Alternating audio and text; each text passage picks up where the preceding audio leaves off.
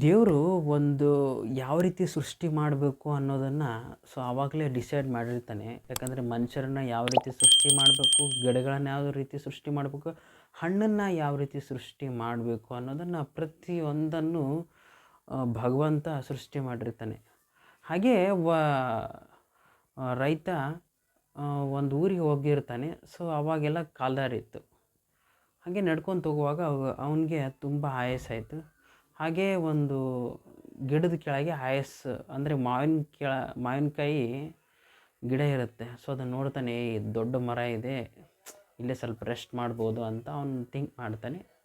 ಹಾಗೆ ಪಕ್ಕದಲ್ಲಿ ಎಲ್ಲ ಹೊಲ ಅಂತ ಹೇಳಿದ್ನಲ್ಲ, ಅಲ್ಲಿ ಕುಂಬಳಕಾಯಿ, ಆಮೇಲೆ ಸೋರೆಕಾಯಿ, ನೆಕ್ಸ್ಟ್ ಈ ರೀತಿ ಸೌತೆಕಾಯಿ, ಈ ರೀತಿ ಸ್ವಲ್ಪ ತರಕಾರಿ ಒಂದು ಅಲ್ಲಿ ತೋಟನೇ ಇತ್ತು. ಹಾಗೆ ಆ ಮಾವಿನಕಾಯಿ ಗಿಡದ ಕೆಳಗೆ ಹಂಗೆ ರೆಸ್ಟ್ ಮಾಡ್ಕೊತ ಮಲಗಿದ್ದ.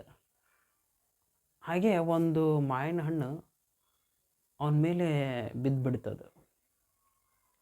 ಅವಾಗ ಅನ್ನಿಸ್ತು, ಅವಾಗ ಮೈಂಡ್ ಅಷ್ಟು ಏನು ಅಂದ್ಕೊಳ್ಳಿಲ್ಲ. ದೇವರು ಸಣ್ಣ ಸಣ್ಣ ಹಣ್ಣುಗಳನ್ನು ಮೇಲಿಟ್ಟಿದ್ದಾನೆ, ಇಂತಿಂಥ ದೊಡ್ಡ ದೊಡ್ಡ ಕುಂಬಳಕಾಯನ್ನು ಕೆಳಗಿಟ್ಬಿಟ್ಟಿದೆ, ಅಂದರೆ ಈ ರೀತಿ ಬೆಳೆಸ್ಬಿಟ್ಟಿದ್ದಾನೆ ಅಂತಂದು ಅವ್ನ ಮೈಂಡ್ ಸೆಟ್ ಆವಾಗ ಸ್ವಲ್ಪ ಕನ್ಫ್ಯೂಷನ್ ಆಗುತ್ತೆ. ಯಾಕೆ ಹಿಂಗೆ ಮಾಡ್ಯಾನ ದೇವರು? ದೊಡ್ಡವು ಇದ್ರೆ ಇಲ್ಲೇ ನೆಲದಲ್ಲೇ ಬೆಳೆಯಂಗೆ ಮಾಡಿದ್ದಾನೆ, ಸಣ್ಣವಿದ್ರೆ ಅಲ್ಲೇ ಇಷ್ಟು ದೊಡ್ಡ ಮರ ಮಾಡಿದ್ದಾನೆ ಅಂತಾನೆ. ಇಷ್ಟು ಬಳ್ಳಿಯೊಳಗೆ ಇಷ್ಟು ದೊಡ್ಡವು, ಅಷ್ಟು ದೊಡ್ಡ ಮರದಲ್ಲಿ ಇಷ್ಟಿಷ್ಟೇ ಸಣ್ಣ ಹಣ್ಣುಗಳು ಇದಾವಲ್ಲ ಅಂತ. ಅವಾಗ ಇನ್ನೊಂದು ಹಣ್ಣು ಬೀಳುತ್ತೆ ತಲೆ ಮೇಲೆ.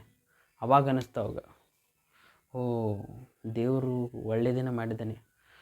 ಇನ್ ಕೇಸ್ ಏನಾದರೂ ಈ ಕುಂಬಳಕಾಯಿ ಏನಾದರೂ ನನ್ನ ತಲೆ ಮೇಲೆ ಬಿದ್ದಿದ್ದರೆ ನನಗೆ ಏನಾಗ್ತಿತ್ತೋ ಗೊತ್ತಿಲ್ಲ. ಅದಕ್ಕೆ ದೇವರು ಥಿಂಕ್ ಮಾಡಿ ಈ ರೀತಿ ನಮ್ಮ ಒಂದು ಜಗತ್ತನ್ನು ಸೃಷ್ಟಿ ಮಾಡಿದ್ದೇನೆ ಅಂತ ಅವನಿಗೆ ಆವಾಗ ಒಂದು ಪರಿವರ್ತನೆ ಆಗುತ್ತೆ. ದೇವರು ಎಲ್ಲರನ್ನೂ ಯಾವ ರೀತಿ ಹೆಂಗೆ ಸೃಷ್ಟಿ ಮಾಡಬೇಕು ಆ ರೀತಿಯೇ ಸೃಷ್ಟಿ ಮಾಡಿರ್ತಾನೆ ಅಂತ.